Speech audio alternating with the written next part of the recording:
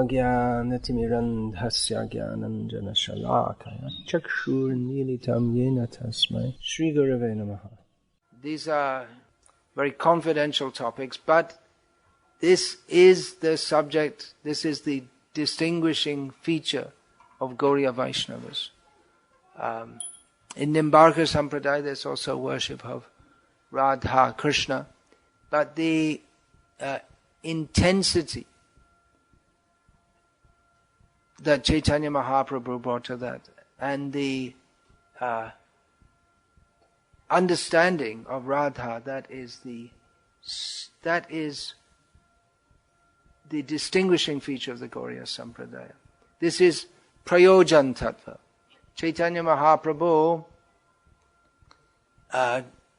taught that the understanding of Krishna consciousness is in three phases, or three sections. Sambandha Gyan, understanding our relationship with Krishna, which is basically Nityadas, Jivesha Rupai Krishna and Nityadas. That's the basic point to understand.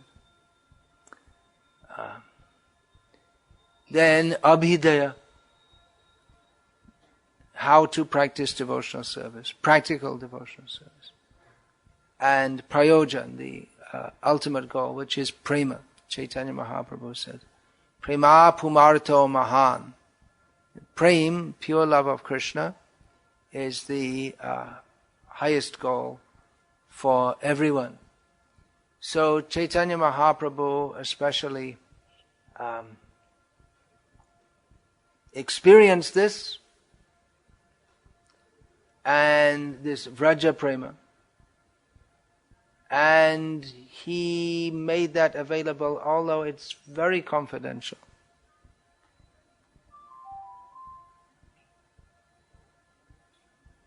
Yeah, could everyone please turn off their cell phone? Is that a cell phone again?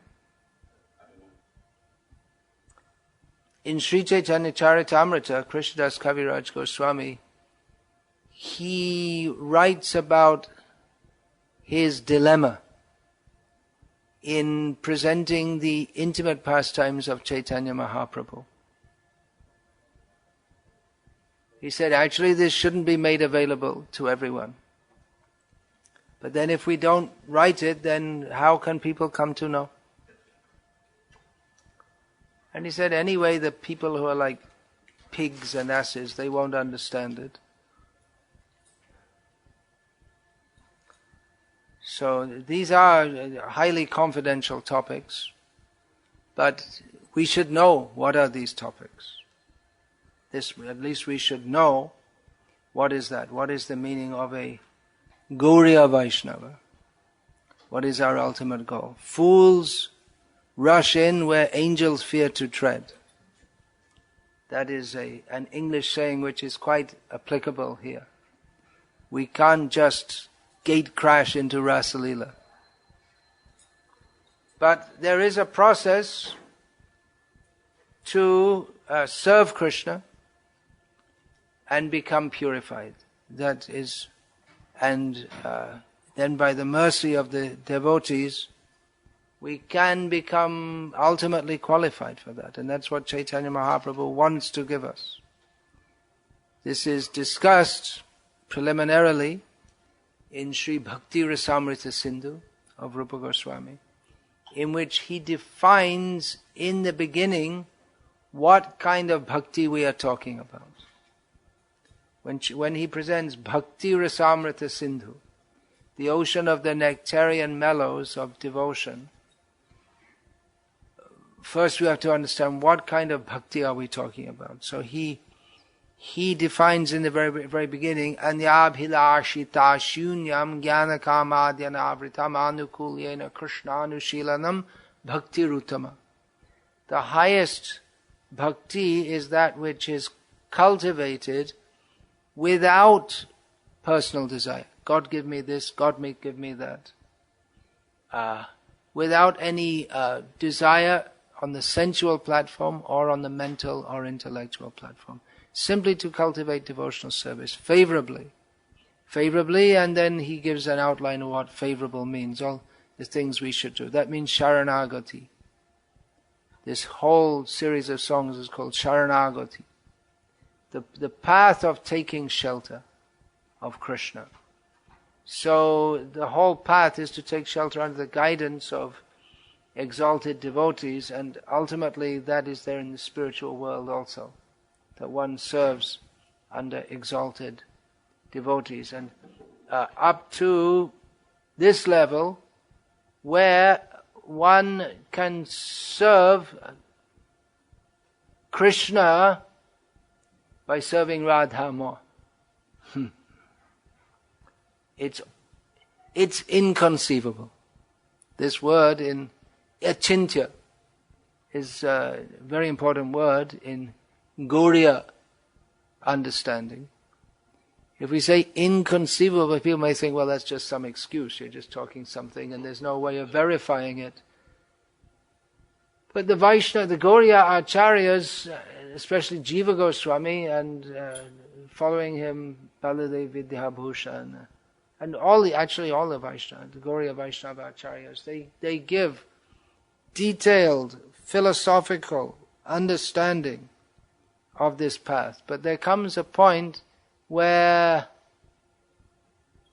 we simply have to enter the land of love. And in the land of love, there's no philosophy. Just like if, even on the mundane platform, and this, if the boy is going with the girl and the boy is a student of neurology, he could say, well, instead of saying, I feel such love for you, he might say that I'm getting neurological impulses in the particular lobes of my brain, which make me feel some attraction for you. But actually it's all just some electrical impulses in the brain. Doesn't sound very romantic, does it? Gazing at the stars and saying, well, this is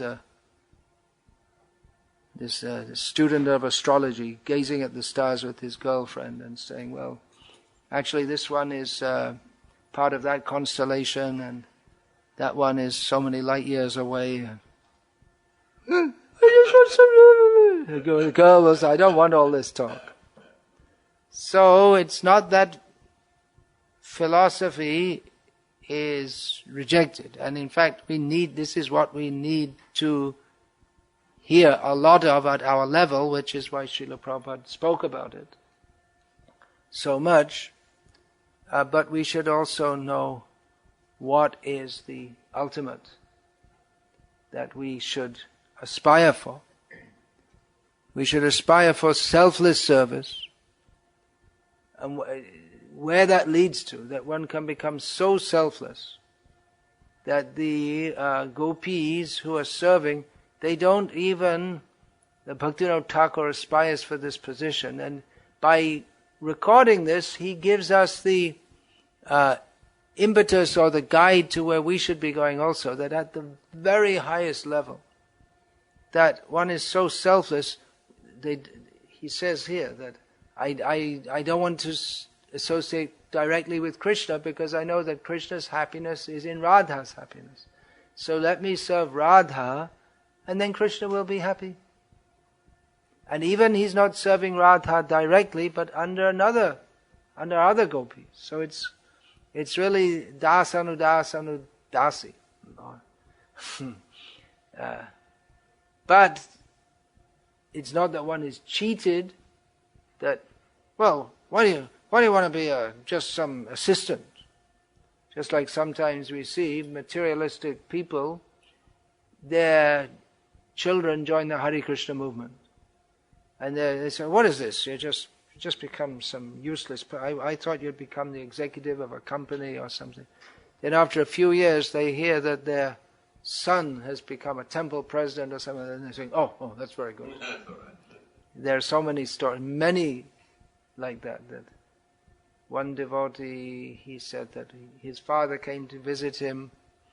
His father, who was a businessman, this devotee at the time was heading up the Bhaktivedanta Book Trust in Los Angeles, with turning over millions of dollars in those days in a year. And then his father became very impressed when he saw that the son said, my office is bigger than his office, and I'm conducting more business than he is. Then his father became satisfied. Like that. Not for any spiritual reason, but... so this idea of becoming the servant of the servant of the servant is completely foreign to the materialistic mentality.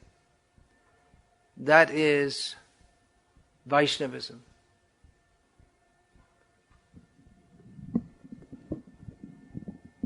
Okay. Gauriya Vaishnavism especially emphasizes, but we find also in the Sri Vaishnava Sampradaya that Krishna Karnamrita, the same idea. Not Krishna Karnamrita, Mukunda Mala. Srila Bhaktivinoda Thakur, whose literary contribution is immense, unprecedented. He states that the Ramanuja Sampradaya philosophy is the basis, Vitti Swarup, the foundation of the Gauriya philosophy. So they also have this idea that we should become the servant of the servant of the servant, and the bliss of being the servant of the servant of the servant. So Bhaktivinoda Thakur, he's best known among Gauriya Vaishnavas today, those who read his songs, they're much, especially the Sharanagati series. It's very impressive. I'm saying impressive here, not in any mundane way, because Bhaktivinoda Thakur is not attempting to impress us, but it is impressive in a spiritual way. So these songs, they're very impressive because they if anyone would like to chant japa, maybe they could chant outside, because chanting and hearing are not supposed to go on simultaneously.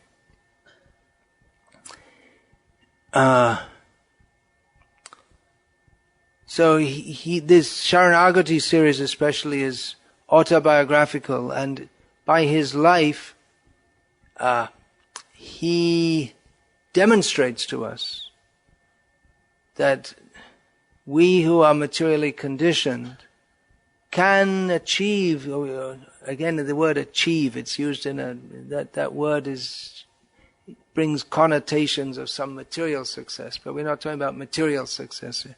We can attain, maybe is a better word, the highest position of pure loving devotional service in this very lifetime. That is possible. He shows how in his life he appeared to be a materialist, a modernist. In those days, the influence of Western education was beginning to be felt in India, and Bhaktivinoda Thakur was educated in the Western style. But he discovered Srimad Bhagavatam, and Chaitanya Bhagavat, Chaitanya Mahaprabhu. Then he discovered the wealth of Chaitanya Mahaprabhu's teachings. So his songs in themselves are like a whole course in Krishna consciousness. Of course, we study Srila Prabhupada's books very carefully, but with a foundation in that, one can, with the foundation of the knowledge and the bhakti that Srila Prabhupada has given us, then by singing the songs of the Vaishnava Acharyas, we find all the essences encapsulated in very sweet form. So actually there are thousands and thousands of Gauriya Vaishnava kirtans like this. Mostly they're quite short. Some are longer. Prarthana by Narottam Das and his quite long Prem Bhakti Chandrika. They're very famous, and among among Bengali Vaishnavas in general, and among ISKCON devotees, some of these songs, actually we don't know. We don't have time. I'm going in devotees' houses, seeing they have so many books. Some they're reading. I know some of the books are being read because devotees tell me that they've read my books. So some of the books are being read, but there's, as I was saying yesterday, we don't have time. We're just working machines. That's how the modern society has made us into working machines. We're just meant for working. That's all. But again, yesterday I said that Srila Prabhupada's desire was that we live simply. And one of the main reasons, or actually Srila Prabhupada said the main reason for that, it is to save time for Krishna consciousness. So traditional Vaishnavas in Bengal, many of them, they know many songs. I've met Vaishnavas, I know several Vaishnavas who know all the songs of Bhaktivinoda Thakur, all of Sharanagati. Of course there are many, I don't know if they know all of Kalyana Kalpataru, but the three, Kalyana Kalpataru is more like a poem. Many of those poems it's an instructive, long instructive poem or series of poems. And some of the songs are sung, but many of the poems we don't see, I've never heard them sung. But I know several devotees who know they know by heart all these songs. And apart from that, there are so many songs. Bhaktivinoda Thakur, apart from his songs, he gave so much in writing also. So we have so much with other acharyas, other sampradaya acharyas, Bhaktivinoda Thakur and Bhaktistan Saraswati Thakur made available for the first time to the people of Bengal knowledge of other sampradayas. They really didn't know very much, even about the Gauriya Sampradaya at that time. And they translated into Bengali the writings from the Madhva Sampradaya and the Sri Vaishnava Sampradaya. So they made that available. And Bhaktivinoda Thakur, among his songs is a selection from the Stotra Ratna of Yamuna Acharya, who was one of the gurus of Ramanujacharya. So he selected some of those songs and then he made Bengali renditions of them with his own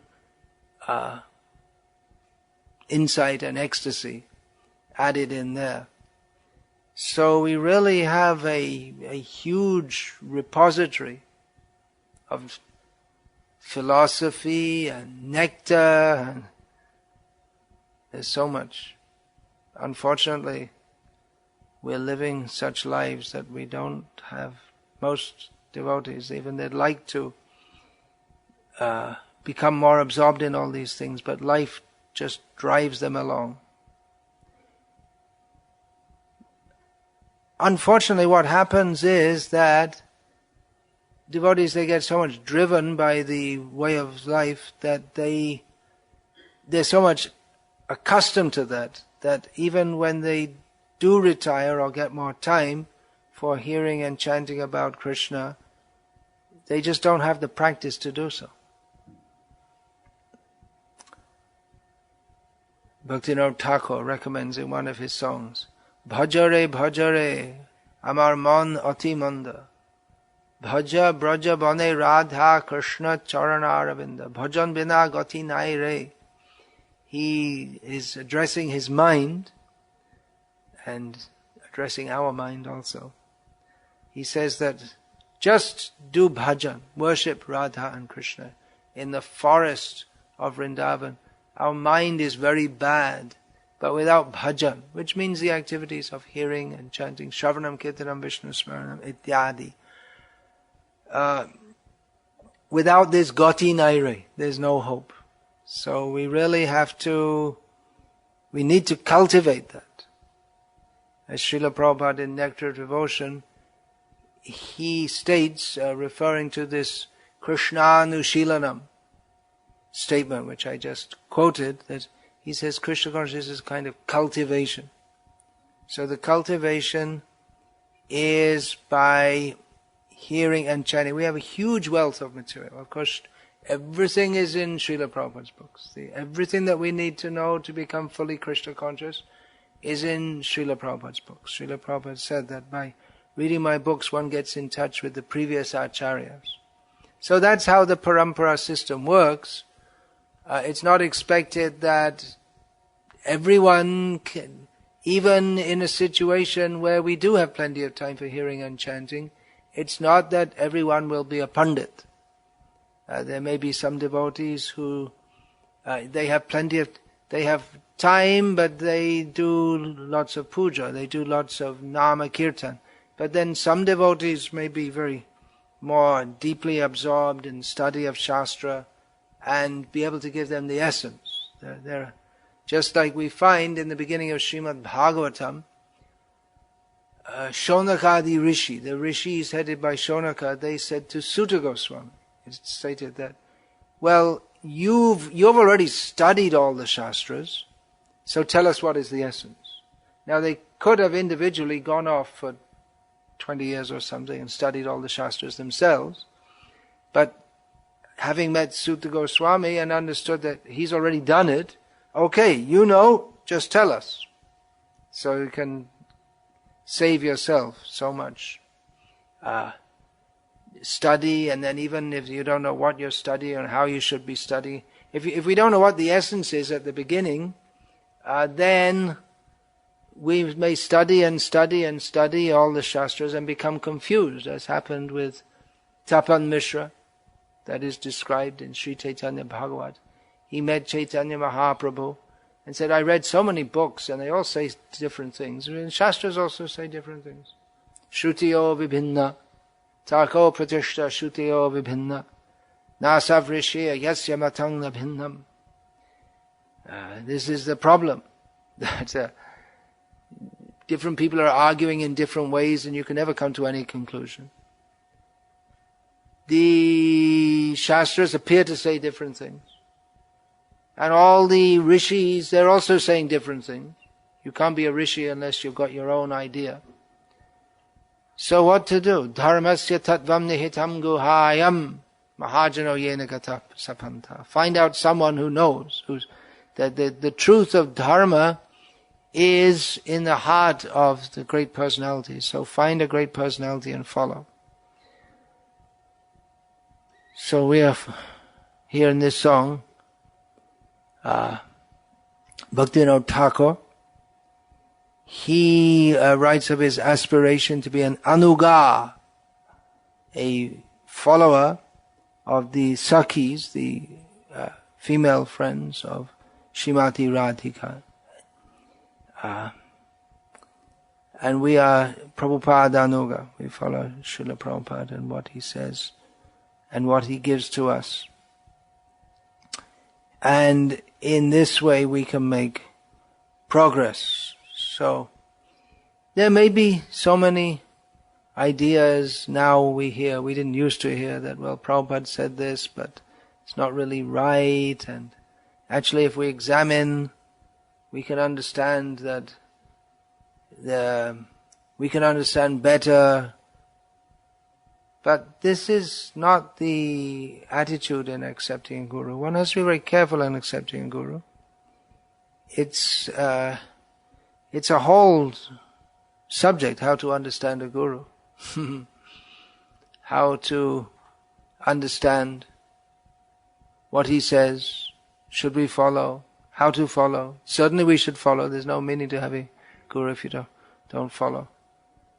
But it requires intelligence, and actually the disciples should not be accepted unless they're sincere and intelligent.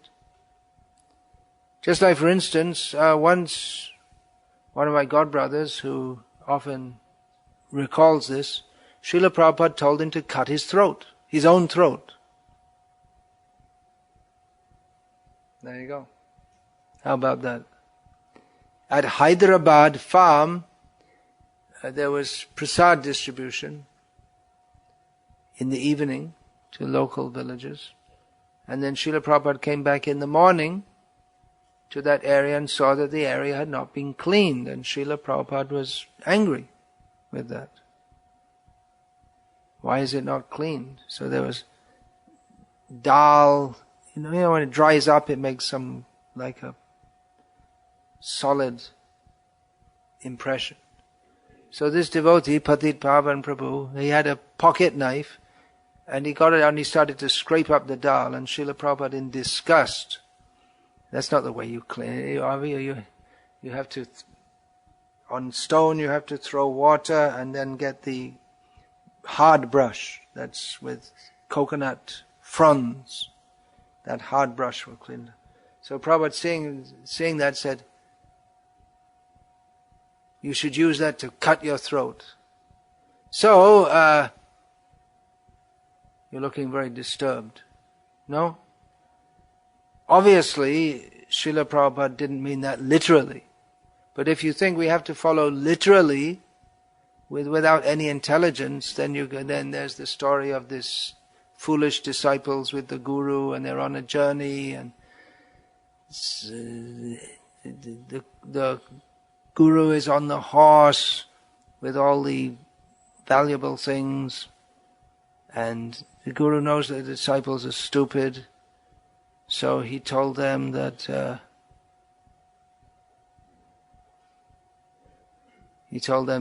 all right, you just do what I say and don't do anything else. So, unseen to the guru, the provisions, the food fell down from the horse when they were going along. The disciples saw it, but they just walked on. So it came time for lunch. They stopped and said, okay, bring out the prasad. He said, well, it fell. 3 hours back it fell down. He said, why didn't you say anything? Well, you said that we shouldn't do anything unless you told us.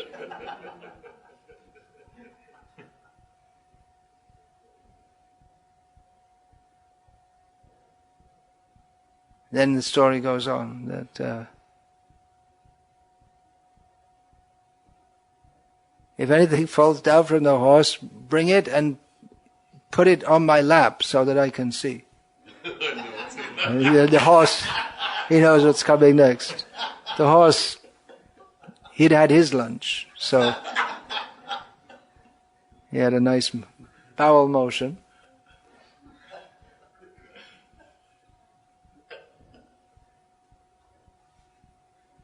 So then they took everything off got cleaned up and took everything off the horse and said, okay, you carry all these things, and now you don't have to say anything or do anything if anything falls off the horse, because there's nothing else to fall off the horse. So after going some distance, he fell off the horse, and disciples just walked on and left him behind.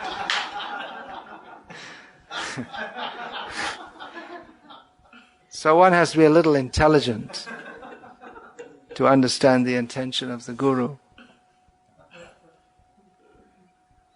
One has to take help from Chaitya Guru also, the guru within the heart, who is Krishna. But the general attitude should be that we accept a guru because we want to follow. We don't think we're more intelligent, we know better. There are so many people saying so many things. Just the other day in Milton Keynes, that was Saturday night, was it? Yeah, I gave a lecture on the topic. There are so many opinions in the world. Why should we accept Krishna consciousness? So what should we do? We want to find out the truth. But then we should read everything on every subject, all the philosophers in the world. Is it possible? No. So we have to act to some extent on our inclination. If we think I'll study all the Vedas and then I'll decide whether to be a karmi, a jnani, a yogi or a bhakta, because all these paths are there in the Vedas. Or if we think I'll be a Vaishnava, but whether should I be a Vallabh Vaishnava or a Madhva Vaishnava? Or why follow the Vedas anyway? I mean, why not just be an atheist? Or why bother? Just drink a beer and be happy. We can't come to the end of so much study in one lifetime. So to some extent we have to follow our inclination and pray. Oh God, please direct me to you. Whoever you are, wherever you are, if we don't have any clear idea, then God will direct us according to what we want. If we want, in the name of religion, we want a God who will fulfill our material desires, then Krishna will reciprocate with us in that way. Ye yata mang prapadyante tangs tathaiva bhajamyaham. And if we're fortunate, then we'll get the guidance of the Guru who will direct us on this path to the highest beatitude, the highest bliss. So even if we think, I'll study all these philosophies, but that we can't even understand one philosophy in one lifetime in full. Or maybe we could specialize. I just looked up this morning on the internet, where else? I was read in a purport, Srila Prabhupada in Bhagavad Gita Rasidas mentions the Vaibhashikas, a philosophy which is akin to Buddhism. So I looked it up on the internet, and it's a developed school of philosophy which is presumably no longer prominent, but it's a very,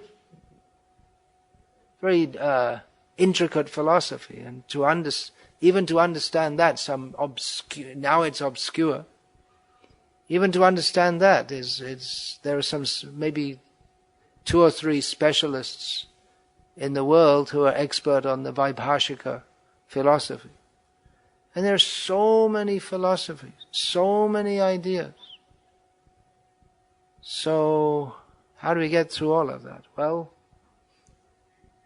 we could get more and more confused.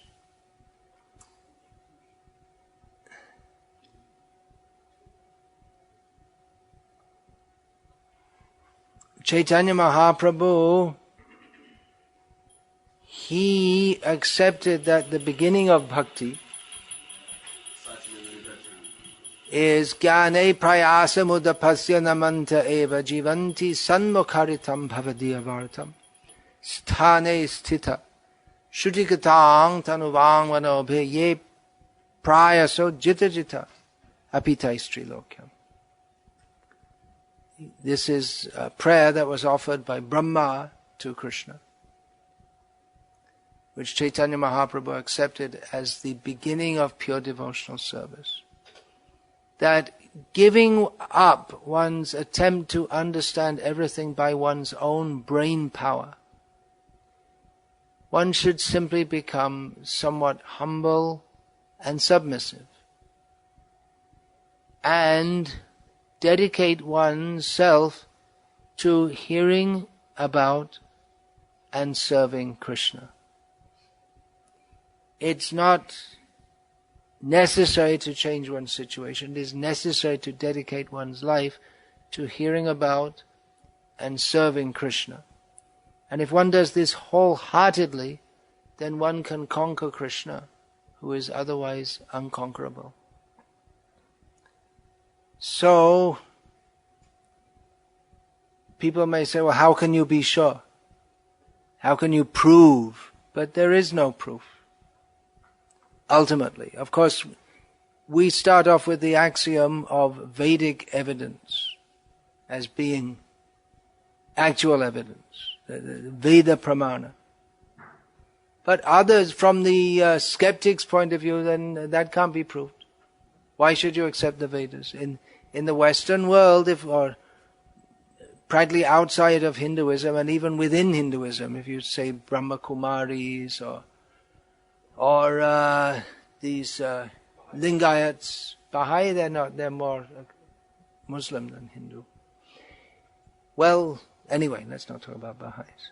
But generally, most of the Hindus, they will accept, at least give lip service to the Vedas. But outside of the Hindus, they say, well, why bother about, why do we care about the Vedas? So, from their point of view, it is that there's no real evidence. We accept svata pramana, self-evident knowledge of the Vedas. But ultimately one has to take that leap of faith, you could say. But it's not blind. Srila Prabhupada, he so nicely presented this philosophy for the understanding of people who don't have any intrinsic faith. He presented it in a way which he always called scientific. First of all, we should first point to understand we're not the body. We're eternal spirit soul. That is demonstrated from the Gita teaching. Dehino svinyata dehe kamarang yovanang jaratata dehantara praptihi. That is demonstrated that the body is always changing, but the person remains the same. Therefore, the person is different from the body. And that is not accepted by the Vaibhashikas. That comes up in that purport, where the Vaibhashikas, they don't, even if you, what is that? Dehi nityam avadyo yam. And that, even if you think that which verse is that? Atichainam nityajatam nityang va manya semritam tatapi tvang mahabaho. What's the last line? Tatapi tvang mahabaho. I forgot it. Anyway, but even if you think that there's no ultimate self, the body is born and it dies, that's all. Then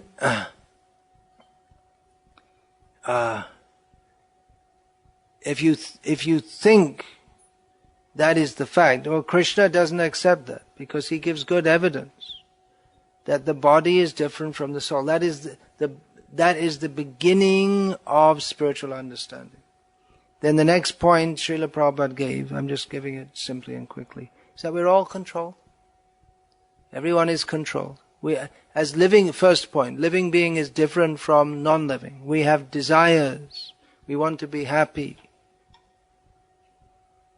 So matter is temporary. Everything material is temporary. Spirit is eternal.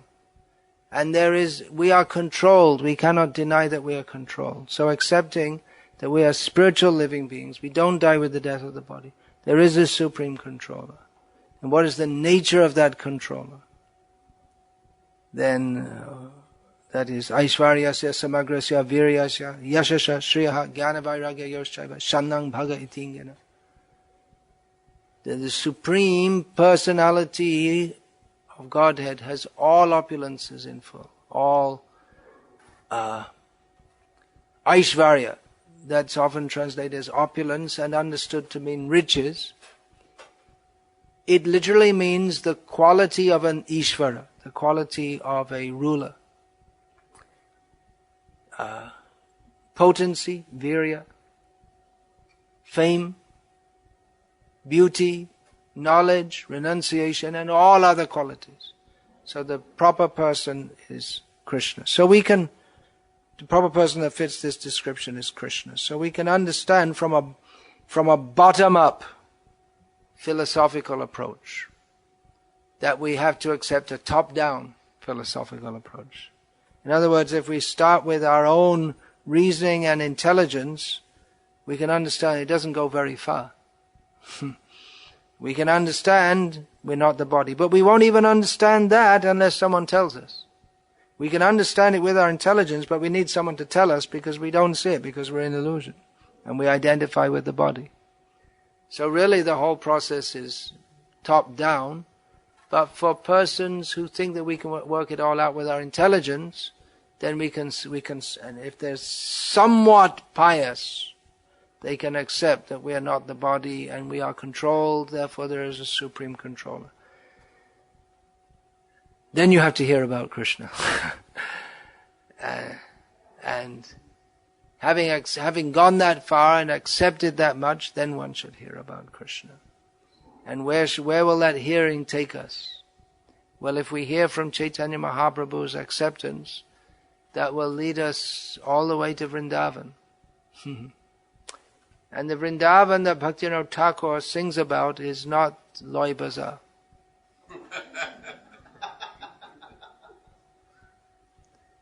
It's the land of blissful, loving service, highly unpredictable. What will happen next? That's all the bliss. The land of Radha. Bhaktivinoda Thakur, in one song he sings, what is that song? Janam Radha Padankita Dham Jar Nam Vrindavan. He refers to Vrindavan as the dham, the abode, which is, what is the principal characteristic of that, which is marked by the lotus feet of Krishna, you might say, but he says Radha. So these are all very confidential topics. We should start at the beginning. Even the beginning of Bhagavad Gita, that knowledge, we think, well, that's very basic, but it's far, far above all the great philosophy. There's this, in Coventry, there's a reputed university, Warwick University, and Coventry University is also reputed, but they have no clue about any of these things. Even their best professors, they have no idea. So even Bhagavad Gita knowledge is far, far above all of this. And then if we are to go to the land of the gopis, that's far, far above all the spiritualists even. Bhaktivinoda Thakur, in another song, he sings, Swarasiki Siddhi, Brajagopiyadhan, Paramachanchala Shati, Jogir Dhyan Nirbishesha Gyan, Napai Ekanistiti. He says that the loving Swarasiki, how do we say that in English? Swarasiki Siddhi, the perfection. Siddhi is usually translated as perfection. It's another of those words which doesn't really translate very well into English. Or achievement or attainment of the mood of serving Krishna in one's own individual mood. This is one of the very exciting teachings of Krishna consciousness, that we all have our own individual serving mood for Krishna, which is different to any other person. Every snowflake is different. Every fingerprint is different. It's inconceivable. How many zillions of snowflakes have been on this planet since the Ice Age or whatever? It's uncountable, but they're all different. They all have a different formation. Isn't that amazing? Well, in the same way, there are unlimited jivas. They all have their own individual, personal relationship with Krishna and their own different personality, which Krishna likes. He relishes that. All different persons. Krishna is highly gregarious. He's not hiding away in a cave somewhere. He likes so many devotees he relates with. And we have our own particular serving mood. So Swarasiki Siddhi Braja Gopiyadhan, that is the great wealth of the gopis of Vrindavan, and that has the gopis' love for Krishna, unlike that of most of the queens of Dwarka, with the exception of one, and the Lakshmis of Vaikuntha. It is Paramachanchala, which means, how do you translate that? It's as if unsteady. Parama means most, unpredictable, changing, but at the same time sati is totally chaste, fixed on Krishna. So it appears to be contradictory. So how can we understand that? Not by the yogi's meditation, not by impersonal cultivation of impersonal knowledge. These things have no place in the land of love of Vrindavan, no place whatsoever. There's no even trace of it there. So we can take it or leave it. Well, we can't take it. Even we have to accept, we have to become so much dedicated that will be offered to us. But we can take or leave the path. Anyway, I'll finish there. We shouldn't go too late tonight. Hare Krishna.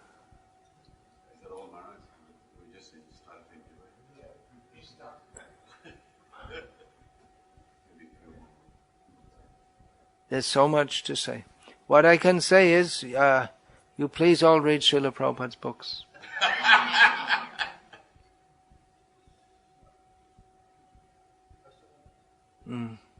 Please read Srila Prabhupada's books. That will be very helpful for everyone.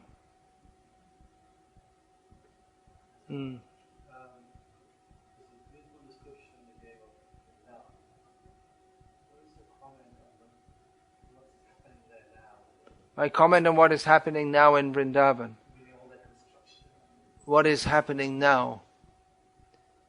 What is happening now is it's time for Krishna. It's night, so he should be dancing with the gopis.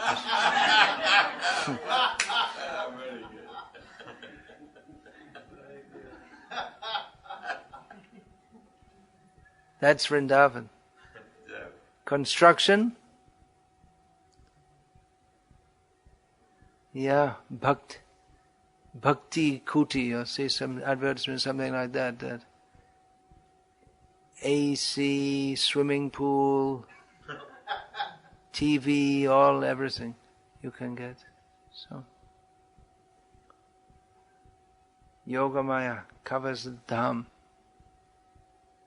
What can you do? It's again, it's the money culture has run wild. So it's all business. At least the mining activities have just recently been stopped by a Supreme Court order, at least for the time being. Or maybe it was Allahabad High Court of UP. I think it was the Supreme Court. So some little progress is there. Otherwise, even if you want to go on Govardhan Parikrama, it used to be mostly a dirt path. Now, then it became a road, so there's always traffic going around, and there are hardly any quiet spots because they're all loudspeakers playing everywhere. So one has to be very transcendental to appreciate it to the same degree that it used to be. Very peaceful, but now it's not peaceful. So make Vrindavan here, just like I saw these books today that Shivaram Maharaj is making Vrindavan in Hungary. So you can make in Warwickshire also. I don't know about in Coventry city itself, but in Warwickshire you can do. Or make in your heart. That's what I was going to say. Hare Krishna. I won't continue more now because tomorrow's a working day.